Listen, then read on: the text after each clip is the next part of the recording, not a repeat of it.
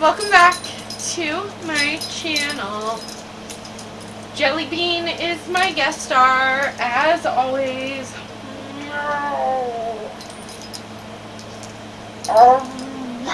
He doesn't care. How are you doing this evening, morning, or afternoon, whenever you're watching this? I hope good. So, I have a long video for you.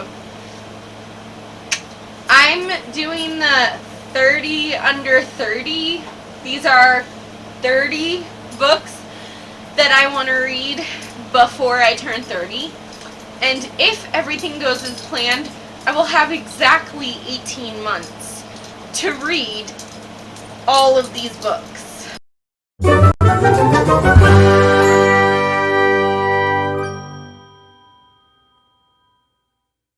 So get comfortable, go get some coffee or some tea or whatever you want to drink, because this is going to be a long haul. Then it'll be really fun because on my 30th birthday, or like right after my 30th birthday, we will watch this video together and we will react to how good I did. And I based these books on certain things like books that you should read in your lifetime. Although I'm not a huge classics reader, so there aren't a lot of those, but there might be a couple that I was influenced by. Then there's my personal reading goals, which the ones that you know about are to not be afraid of big books and not be afraid of series. I have certain like authors that I've read from before but didn't love, or that I've been scared to read, so there's gonna be that. And then just a couple other goals of mine in general are to read more outside my comfort zone. I've been reading fantasy right now, which is not my jam typically, but I'm loving it. So that might be in October. You might see some more fantasy type books, or like retellings, which retellings are fantasy. But let's just dive right in talking about fantasies. Yeah. I have a sci-fi series in which we are going to talk about in a minute, and then we have a fantasy series.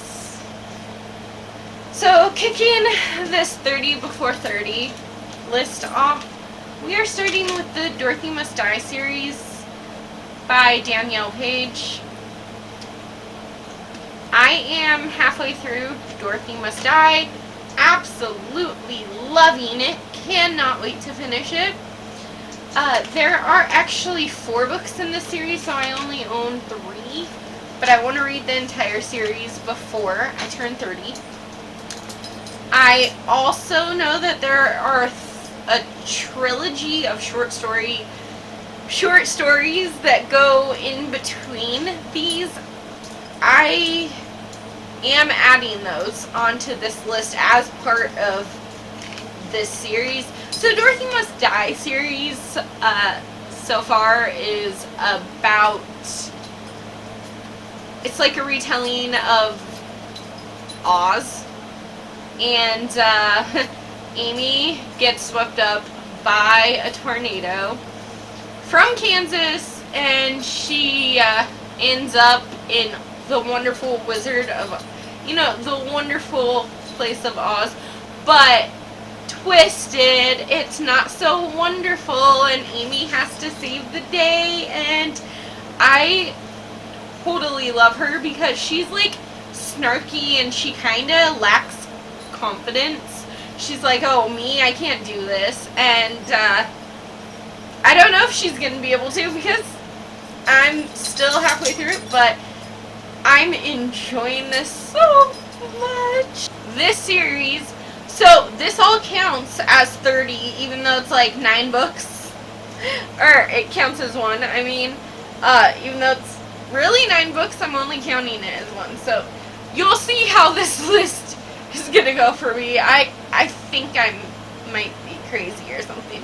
But my next series, I haven't started this one. It's a sci-fi series, The Similars and the Pretenders by Rebecca Hanover. This is a duology. I have the complete duology. I think it's about these clones who are supposed to be basically locked up, and somehow they escape and start going to the same school as their counterpart, like the real one. These are the similars. They're the copy, the replica. And then this one is the Pretenders. So I think that in this one, the copy, I don't even know, the copy of the similar takes over as the real person, becoming the pretender. But I've never read it, so I don't know if that's true or not. That's just what I'm thinking, and it's sci-fi and like a dark academia, young adult murder mystery. The next 2 that only count as one, you'll see a pattern, I don't actually own, but I really want to. The first one is Rules for Vanishing by Kate Alice Marshall. It's about this girl who goes into the woods, goes missing, and that is all that I know. I think it's a horror or a thriller or both, and that is something that I would just really like. The next one is the one that's kind of outside my comfort zone, but it's on the same list, or on the same number. So, Dark and Shallow Lies by Jeannie Myers-Thane. This is a fantasy about these girls that are disappearing in the bayou in Florida, and I believe that they're witches. And honestly, this year I have found my love for witch stories. I have always really liked Charmed, the TV series. Side note, it is kind of on my bucket list to read all of the Charmed books, but it's not on this list, so it doesn't have to be before I'm 30. I'm just letting you know. But this year, I have found my love for all things witchy related. I have yet to find a witch book that I don't like. I really especially like the ones that kind of take a darker twist on the witches, but I'm up for any witchy adventure. So if you have any witchy adventure book recommendations, please pop them down below so I know where to go next. Now these all count as one. I think I have like 6 books right here, but I'm only counting them as one. So the first one is Follow Your Heart by Jessica Verde. The next one is The Falling in Love Montage by Sierra Smith. Boyfriend Material by Alexis Hall. Jay's Gay Agenda. I don't know who that one's by, but I'll pop a picture of it so you'll know. And then Red, White, and Royal Blue by Casey McQuiston. So these are all the LGBT romance books that are on my radar. And I know that that's not a lot of them, so if you have any other suggestions for me, you can pop those in the comments below too. This one, I honestly have no idea what it's about. I know it's a female-female romance. I believe it's young adult.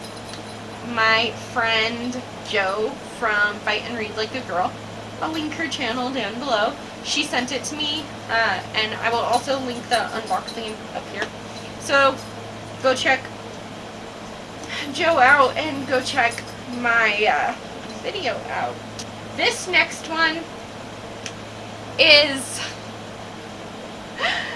I have this love-hate relationship with a certain author that is very, very beloved, and he's a decent horror author, but typically, like, his books are so big, and typically when I read his books, I feel like robbed of my time and my energy that it took to read those books. So, I own 2 of the 3 books that I want to read by the time I'm 30, and then I can tell you for sure if Stephen King is an author for me, or if we just don't drive well together. I love Pet Sematary by Stephen King. Every other book I've read by him has kind of been a downer. So, I want to read Christine by Stephen King, which all I know about that one is Killer Car. Sure, why not? Cujo, Killer Dog. The Stand. And this one, look at that. That is like 1,100 pages. Oh, wait, no. I'm just kidding. 1,400 pages and 1,450 pages. And it's like mass market paperback, so it's tiny. I will probably be listening to this one on audiobook before I'm 30, but this is some kind of dystopian future where a group of 100 boys are walking, and if they stop at all, then they get shot dead. But they just, I have no idea why they're walking or what's going on, but it sounds like Hunger Games, adult version of the Hunger Games, but years before the Hunger Games actually came out. I'm very, very excited to give Stephen King 3 more chances. The next one is, I think it's a classic. It's like a Western? I'm not making this any better for myself. It's a romance classic Western. I could be wrong about the Western part, but it is Gone with the Wind by Margaret Mitchell. This takes place during the war, and there's a huge romance, and that is really all that I know. I think it's a classic. Correct me if I'm wrong in the comments below. I think I saw this movie when I was a kid, but I would really like to watch the movie again after I conquer this beast, because look at this. How long is this? 1,000 pages. Oh my goodness. Why am I doing this to myself? Some sane person might ask, but yeah, no. Okay, let's see. 1,037 pages, and look at those pages though. Oh my goodness. I really have no idea what I'm doing to myself, and I'm probably gonna regret this. I have found that I don't love anthologies this year, so of course I have to put 2 anthologies on this list. The first one is Because You Love to Hate Me. There are 13 different authors who have teamed up with 13 different booktubers, and they've written 13 tales of villainy. So it's kind of like backstories to some of our most loved villains or hated villains, but I love to hate and hate to love my villains. That is something else that I've found that I love. I had no idea that I would love a good villain backstory more than I actually like the good guy backstory. I really have found a lot of things that I love in my reading this year, so it's been a very good teaching year for my reading style.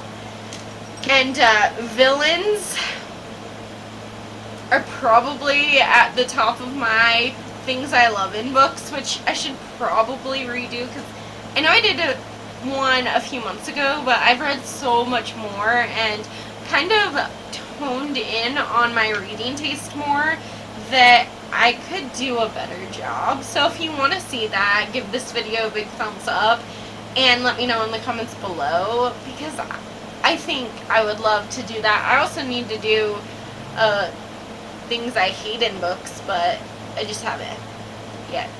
The other anthology you might be asking yourself is Monster Girls and Slasher Monsters. That is wrong. The other anthology is Slasher Girls and Monster Boys. I believe that that's another villain anthology. If I'm wrong, then I'm wrong. I'm sorry. I think it's a thriller. Maybe. I don't know anything about any of the books that I'm going to be reading for this challenge. All that I can say about Slasher Girls and Monster Boys, yeah, and Monster Boys, is that Kayla from Books and Lala read it a while back. I'm pretty sure she liked it, so I think I'm gonna like it for that reason, because I trust Kayla, even though she doesn't know me and she's probably never gonna see this. I trust her, so we're gonna put that on this list. Okay, the next one I don't own, but we're gonna keep circling back to this. I have found my reading taste this year, which is very good for me. I have found that I really like adult romance if it's done right.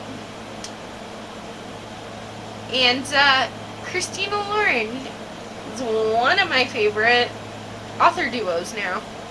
So I really want to read The Honey Don't List by Christina Lauren. I believe that you follow a married couple who are kind of married for the public, so that, because they're like this HGTV couple, but they're not really together anymore. So their assistants are trying to set them back up to make them fall in love again. Instead, their assistants fall in love. If that is completely wrong, then I'm sorry, but somehow that's what I thought. We have these 3 chunkers. These are 3 of my biggest books, besides The Stand and Gone with the Wind, which we've already talked about. One of my goals this year was to not be afraid of big books, and I think I want to continue that, because it's really gotten me out of my comfort zone to read books that maybe I would have been afraid of. So, I really want to read Imaginary Friend by Stephen Chbosky. This follows a 7-year-old boy who I believe goes missing in the forest for a week, and when he comes back, he's different. He has this imaginary friend that he talks to all the time, but is there really something more sinister at play? And I have The Sorority by Tamara Thorne. This is some kind of dark academia murder mystery on a college campus. And then The Pledge by Rob Keane, which is yet another dark academia college campus thriller horror. Then I have 2 romances that I just really want to read. The first one is the end of a series, and I know that it's like companion novels, so you don't necessarily have to read them all, but I have read the other 2, and I just really want to finish the series.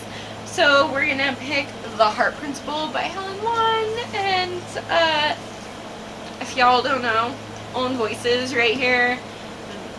This author is an author who has autism, and her main characters usually are on the spectrum, and I just love how she writes the MC as kind of being quirky and funny and having a great personality while having autism. A lot of people hear the word autism. Here's Bella, boo, boo, boo. A lot of people hear the word autism and they kind of like get scared and are like, oh, well, either that person is gonna be like, I don't know. I've just heard really bad things said about autistic people or people with autism, and I don't think that that's fair, because you can't box every single person with autism up in a little box. It doesn't work like that. Just because you're on the spectrum doesn't mean that you're like not this totally cool person. And I know a lot of people who are on the spectrum, and her books are just so moving because of that part of it, but there are also ooey gooey romances, and I just fall in love with the MC every time I read a book by this author. So this one has to be on this list, of course. I am putting Send in the Idiots by Carmen Nazar, Stories from the Other Side of Autism. So these are, like, it's a nonfiction book. It's short, true stories of autism and what autism feels like and what autism is. And I'm really trying to educate myself about autism and things like that. And I know that I'm not perfect, but I try to really educate myself on these types of things, especially things that mean something really to me, that hit me really close to my heart, or like in my heart. And that's why I'm putting this one on here. And then the third one that was on the same line, so we're only talking about one book, kinda, is the X-Talk. It has nothing to do with autism. It's just like another ooey gooey romance that I want to read. It's the X-Talk by Rachel something. I don't know. I will put a picture. Hopefully you can see it. But this is about these coworkers who think of this really cool radio show where you have these bickering exes on talking about why it didn't work out with each other, and then the producers are too cheap to actually go hire real exes, so the radio show hosts have to pretend that they're exes, and they banter, and it's kind of like a hate to love, which is one of my favorites.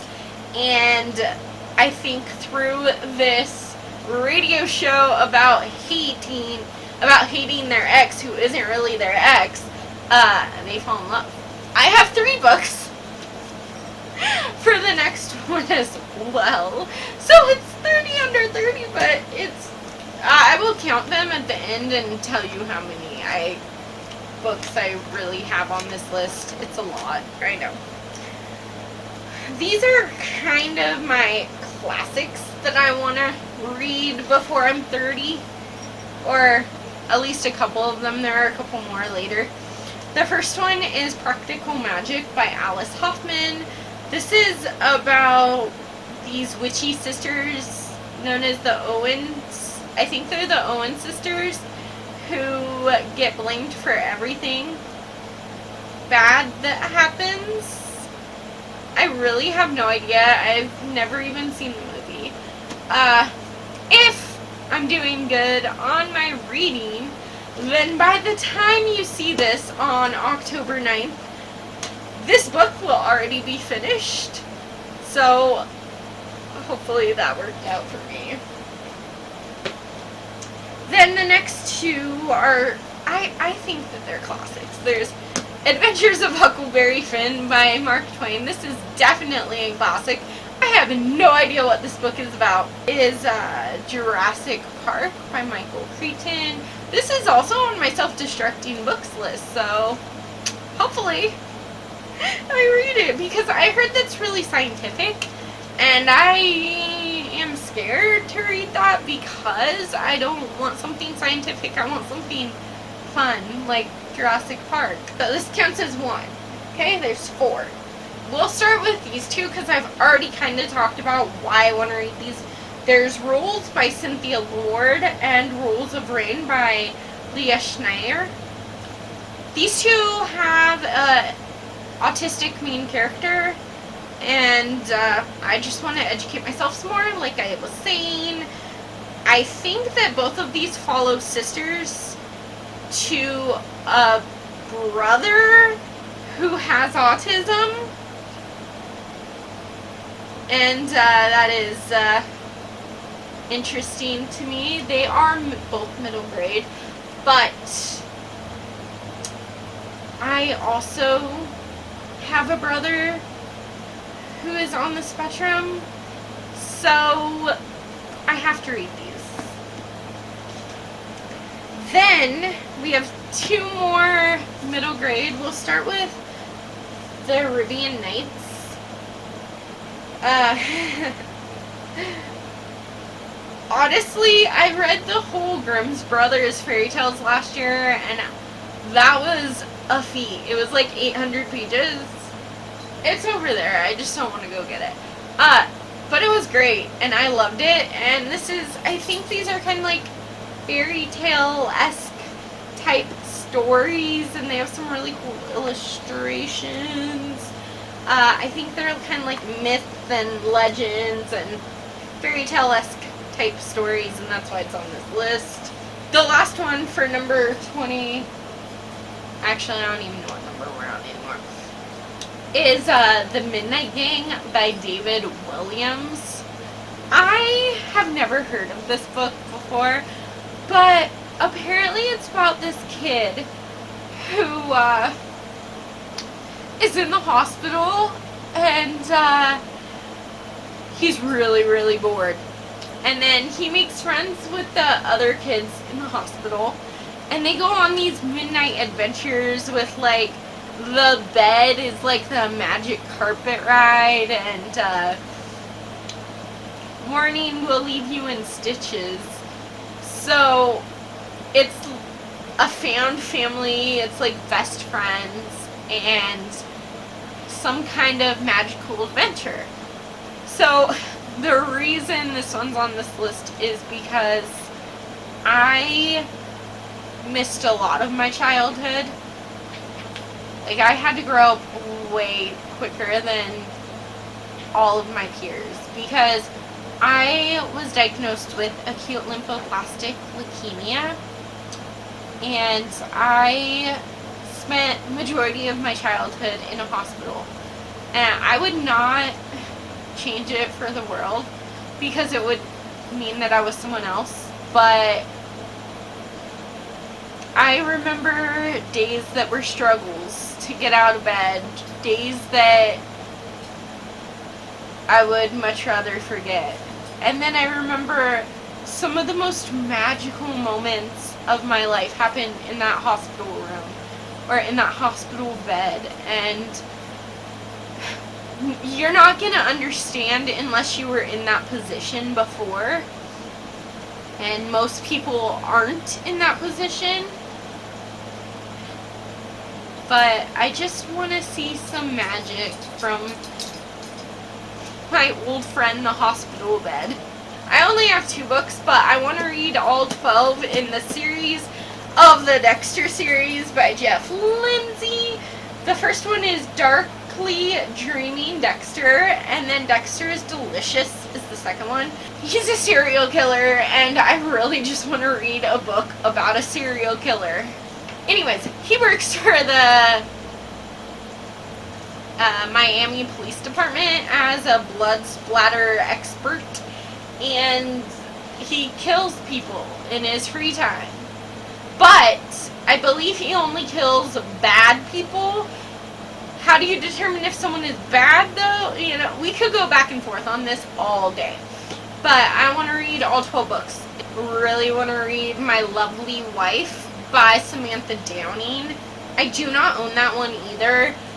But I believe that his lovely wife, I don't even know who he is, but his lovely wife is a murderer. I believe that they murder together.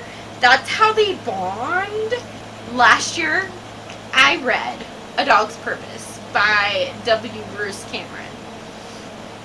That book tore my heart out of my chest and stomped on it and put it back.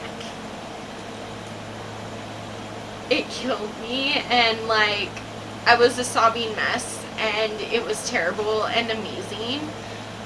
So now that I've recovered somewhat, side note, I did read that book at the worst possible time, because I started reading that book, and then I had to put my dog down, and then I finished the book the next day. Don't do that. Don't do that, because that made me a sobbing mess. My dog got really, really sick, and I had to do what was right for him, but it was hard. It was the hardest thing I've ever had to choose to do. But now that I've recovered some, I want to continue on with the series, which is A Dog's Journey by W. Brooks Cameron. And originally I thought this was part of the same series, A Dog's Way Home. It is not. This is a standalone about this dog that gets lost in the Colorado wilderness and he has to find his way home. I'm including it with this one. I do really want to finish this entire series. I think it's a trilogy, so there's only one more after this. But I'm not going to put it on my 30 before 30 list because it took me a year to recover emotionally from A Dog's Purpose. So I want to give myself time to recover emotionally from A Dog's Journey. I do, however, think that I'm going to read A Dog's Purpose and then A Dog's Journey, you know, reread it and just be an emotional wreck. These are all the graphic novels that I want to read before I'm 30. The first one is Fables Compendium 1 through 3. I think they're each like 1,200 pages. I think there's 153 issues of Fables. So I either want 153 issues or I just want the big compendiums that have all of them in them from the entire series. I've read the first 2 on my Kindle and I love it. It's this series in which you follow these fairy tale characters in a modern world with a interesting twist, and you don't know who any of the characters are until it's revealed, and it's supposed to be like very like, oh my god. But there were a couple of them that I caught on to, so if you read for the clues then you'll figure it out. But it kind of gives me Once Upon a Time vibes, which I absolutely love that show. I'm a couple seasons behind, but I would like to binge watch that series at some point. The Arrival by Sean Tan. This is a wordless book. I think it's a graphic novel, but I don't know for sure. All I know is that I saw another booktuber had a reading vlog and they read this and they were a sobbing mess. And I just want that in my life. Noise by Kathleen Ramondo. This is a true story of a kid who has autism. Yet again, more autism rep that I just have to read. Honestly, if you have any recommendations for autism rep for me, please let me know in the comments below, because that is something that I'm trying to seek out in everything that I'm reading. As long as it's good autism rep, it's not, you know, like stereotypical autism rep, where it gives people with autism a bad self-image, a bad representation. I have Mooncakes by Suzanne Walker. That is just a fun, witchy graphic novel. Lumberjanes, the entire 12-book series, which I don't own, but I read the first one. It's about this ragtag team of girls who are at this summer camp, and they go on these crazy adventures, and it's really cute. Skyward, the complete compendium. I think it's like 1,000 pages or something like that, but scratch that, it's 462 pages for the entire collection in one book. That's what I'm hoping to do. Otherwise, I think it's 7 books in the series. I only have 2 of these books. There are 4 in this series. So I want to read the entire Cannibal series by Thomas Harris. So I have Cannibal and The Silence of the Lambs. I believe there's Red Dragon and Cannibal Rising. So I think it's Red Dragon, Hannibal, no, I think it's Red Dragon, The Silence of the Lambs, Hannibal, and then Hannibal Rising. But I could be wrong on that. And everyone knows Clarice. I've never seen the movie. I don't really know anything about this. I think Clarice is a FBI profiler who is trying to talk to Hannibal to get insight into a criminal's mind, that someone is stalking her on the outside of the prison, and that's all that I know. I have 2 books for this one, but I only physically have one, so I'm going to read Heroin and the Female of the Species by Mindy Mcginnis.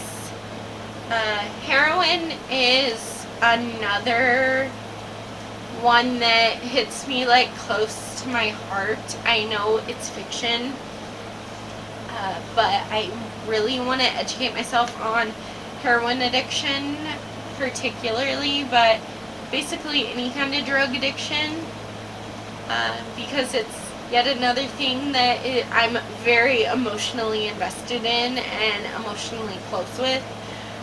I have someone who I'm very, very close with, who struggled with heroin addiction for a long time. He is clean, and he's been clean for a long time. I could not be more proud of the way his life is going and the choices that he is making today. But I still really, really want to understand. So if you see more drug addiction, heroin addiction type books on here, it's because I really, really want to educate myself about that. And then The Female of the Species by the same author, I don't know very much about. I just know that one of my best friends said that I would like it, and I trust Michael. And she also said that, like, not even 5 minutes into the audiobook, someone was killing someone, and that just, like, sparked my interest. So, these 2 were suggested by Amanda, and I really trust my friends, so I'm gonna try to read both of the books that they suggested. It's interesting, they both picked one book that I kinda DNF'd already, but I'm gonna try really hard to read both of them because Amanda suggested these. She suggested Tell the Wolves I'm Home by Colo Rivka Burnt, which I believe is historical fiction, and that is literally the only knowledge I have about that one. And then The Alchemist by Paulo. She said that there's some really good quotes in here. I have tried to read this one, but I didn't really give it my full attempt. I don't think. I think I just kind of assumed because it's a classic I'm not going to like it. I have since read some classics. I like a couple classics, but typically I'm not a classic reader. That Michael suggested for me, there's Less Than Zero by Estin Ellis. I did read the synopsis of this. It sounded really good, but now I have no idea what it's about. And The Girl with the Dragon Tattoo, which is the one that I have already DNF'd, but I will give it another shot for Michael. It's some kind of mystery, suspense mystery, and there's like a big movie that I've never seen. Surprise, surprise. The next one I don't own because it's not even out yet, but I am going to be the first person in line to get this book in 2022 when it comes out, and that is The Monarchs by Danielle Page and Cass Morgan. I have recently read The Ravens by Danielle Page and Cass Morgan. The Monarchs is the next in the series, so I cannot tell you anything about it. All I can tell you is that in The Ravens, you follow the sorority of witches who are investigating these murders that are taking place on their college campus. There's 1984 and Animal Farm by George Orwell. 1984 is some kind of dystopian classic. Animal Farm is, I believe, about this farm where the animals take over and start treating the humans the way humans treat animals, and it just sounds so eye-opening, and I cannot wait to read both of them. Okay, the next one is Christina Henry, her entire retelling series. So there's The Lost Boy, which is Peter Pan. There's The Girl in Red, which is Little Red Riding Hood. Then there's Alice and Red Queen, which are both Alice in Wonderland retellings. And then The Mermaid, which I'm assuming is like The Little Mermaid, maybe? I've just been really enjoying retellings, and I found this year that I really love retellings if they're done good. The next one is going to surprise some people, so hold on to your seats. I want to read the entire The Lord of the Rings trilogy. It's a trilogy, I think. But then it has The Hobbit, which makes it 4 books. So I want to read that entire series. So I have already read The Hobbit, but that was 11 years ago when I was in high school. Okay? Back in high school, I read The Hobbit. I loved The Hobbit. So I have no idea why I haven't ever ventured into Lord of the Rings, because The Hobbit is a prequel to The Lord of the Rings, if y'all didn't know. Then I have The Book of Accidents by Chuck Wendig. This is some kind of horror story. I think there's a haunted house element. Finally, one that I actually do own is Frippy Girl by Penelope Douglas. This is a forbidden romance between this girl, Jordan, and, okay, so Jordan is dating this guy from her school, and then he goes to jail, and she has to call his dad Pike, and, they awkwardly move into, Pike's house after Pike bails his son out of jail. It's awkward because Pike and Jordan hooked up, I believe, and then there's some kind of chemistry between Pike and Jordan, and it's forbidden for a lot of reasons, because there's that age gap, and because he is her boyfriend's dad, and I don't know, I've just heard really good things about this, but it's also very much outside my comfort zone. But when I found a copy at my local bookstore, I was like, oh, I gotta get it. The next one I don't own, but Such a Fun Age by Kylie. Read.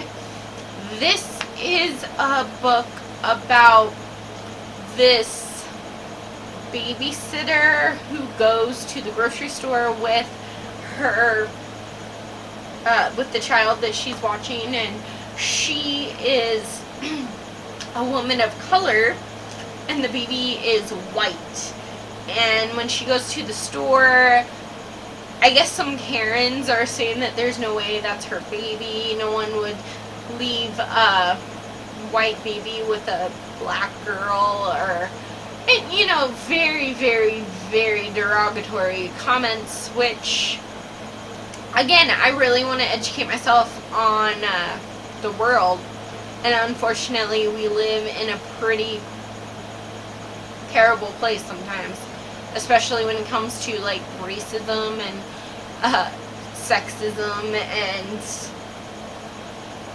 being against gay people. Like, I just don't understand it, and nor will I ever.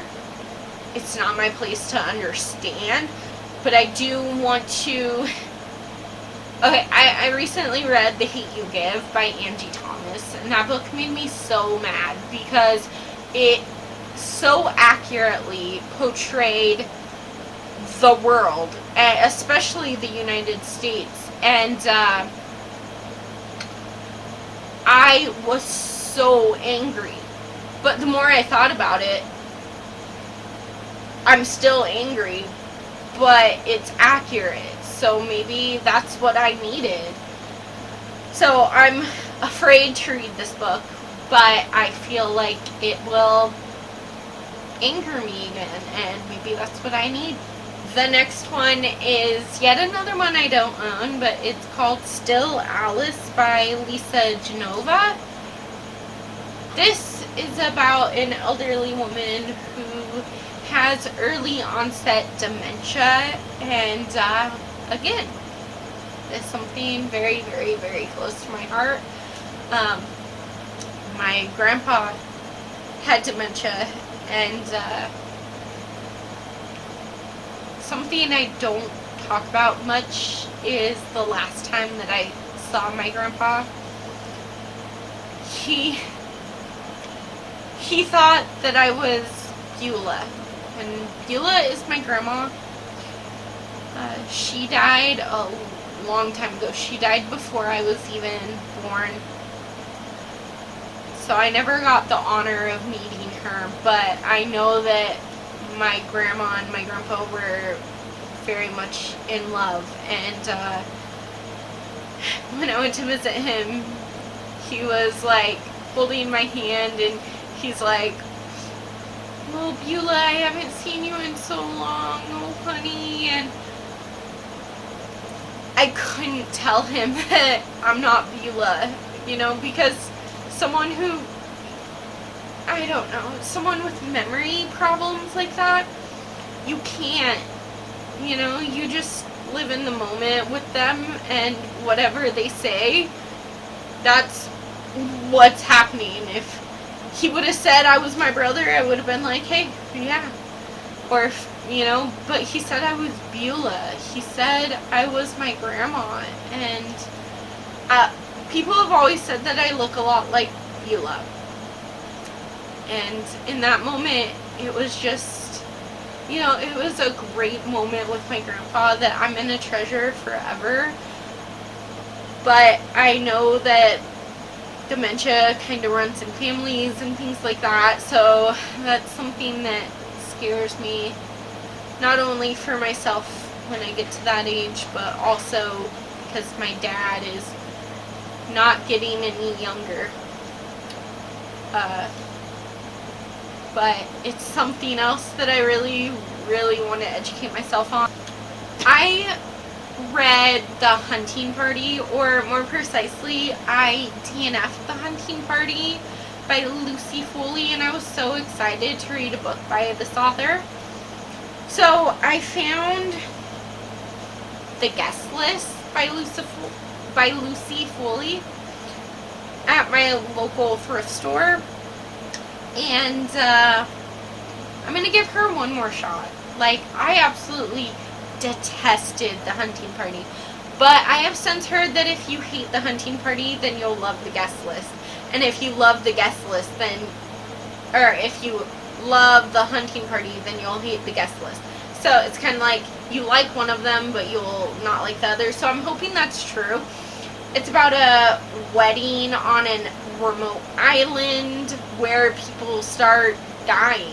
Okay, this is another book I got because of the author.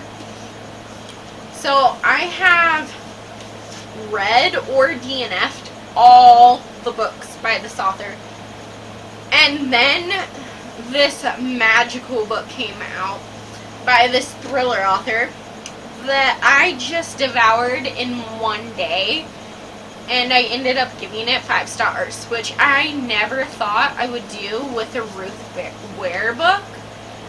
So this is the only book by Ruth Ware that I haven't at least attempted to read. So The Lion Game and Mrs.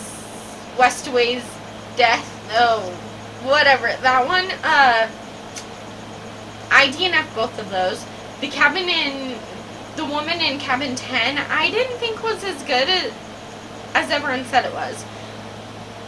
Then I read The Turn of the Key, and that book changed my life. It was so mind-blowing, twisted, turny, and just, I ate that thriller up. So, we're going to test Ruth Ware. This is one by one. And I think it has something to do with a remote island. People start dying. The Brightlands by John Fram. This is what I've heard is the best horror book. I have read a book by this author, and I loved The Night Swim. Then this book came out, and I've heard like mixed reviews, but I found it at my thrift store, so I had to buy it. So it's The Escape Room by Megan Golding. I think it's like a thriller horror take on escape rooms. I have another author that I just really want to read. So there's The Girls I've Been by Tess Sharp. That is a book about a con artist, and she gets stuck in a movie theater with her ex-boyfriend and her new girlfriend. So there's some kind of LGBT rep in it. Just want to read from a con artist's perspective. Then I have these 2 books by Tess Sharp that, have to go on this list. So Far From You, The Truth Won't Let Her Go. I don't know much about this other than I believe it has LGBT rep in it as well, and that's all that I had to know. Then The Evolution of Claire by Tess Sharp. This is a Jurassic World book. North of Beautiful by Justina Chin-Headley. So this is yet another one that's close to my heart because it follows this girl who has a scar on her face because she's been abused. I don't know who she's been abused by. I believe it's her father, but it might be her boyfriend. I don't know for sure. It's a little unclear for me.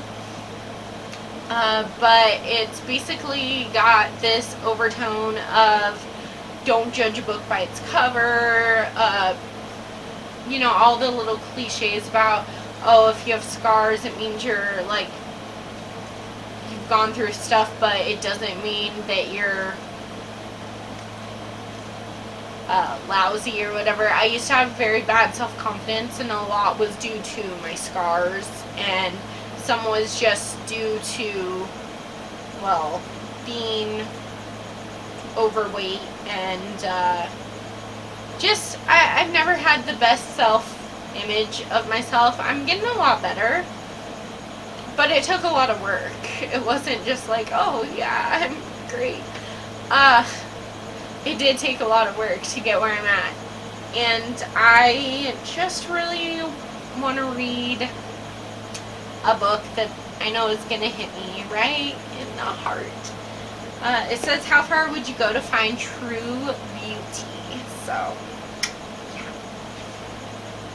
Thank you for hanging out with me and doing this extremely large 30 before 30, because technically I stretched the rules. Oh, I did say I would count them though, didn't I? Oh my goodness, this is going to be the worst part. But it's okay. I hope you enjoyed this video. Don't forget to give it a big thumbs up and subscribe to my channel. And if you want to stick around and figure out how many books I read, then it will be here in just a second. So, 7, 8, 9, 10, 11, 12, 13, 14, 15, 16, 17, 18, 19, 20, 21, 22, 23, 24, 25, 26, 27, 28, 29, 30, 31, 32, 33, 34, 35, 36, 37, 38, 39, 40, 41, 42, 43, 44, 45, 46, 47, 48, 49, 50, 51, 52, 53, 54, 55, 56, 57, 58, 59, 60, 61, 62, 63, 64, 65, 66, 67, 68, 69, 70. What did I do to myself? I put 103 books on this list that I want to read in the next 18 months. No way. Oh my gosh. If I read all of these, I will be so proud of myself. I mean, either way, I'm proud of myself, but what did I do to myself? Oh my gosh, thank you so much for hanging out with me.